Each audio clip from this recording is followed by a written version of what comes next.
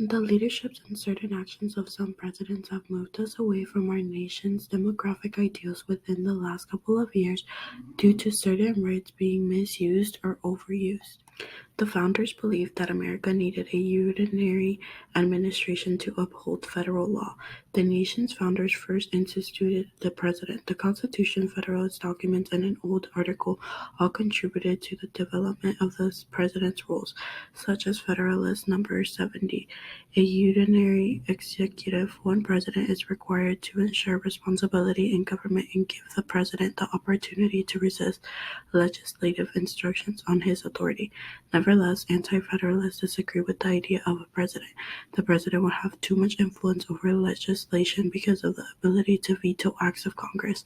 According to anti-federalists, who believe that having a president in authority would resemble a monarchy, the anti-federalists held the opinion that state governments were better to safeguard citizens' liberties as opposed to a federal one.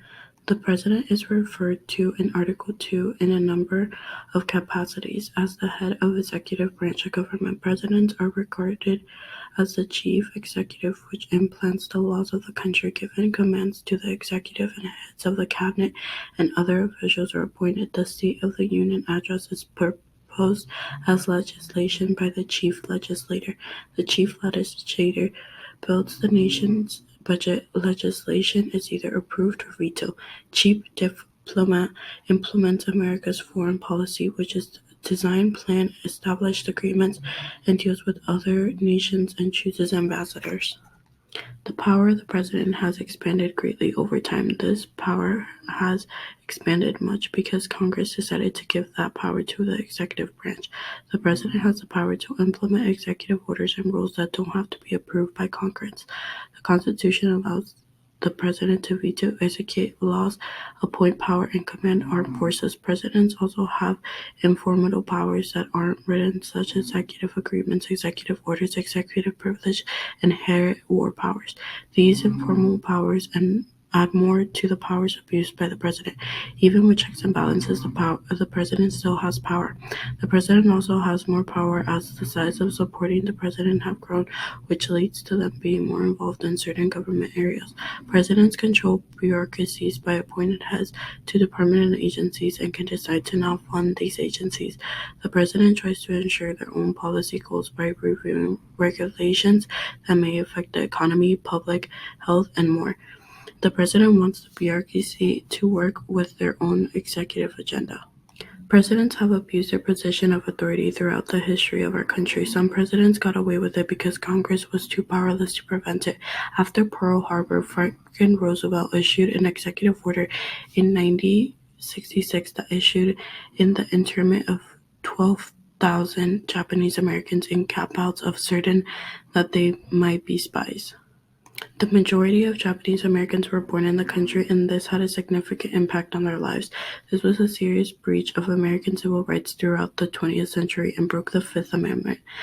Some Japanese Americans died in internment camps after President Gerald Ford ordered the closure of the camps, and their homes were already occupied by someone else.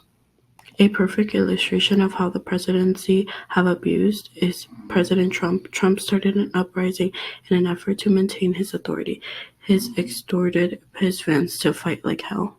On January 6, 2021, the protests became incredibly violent, leading to 4 deaths and significant disruption.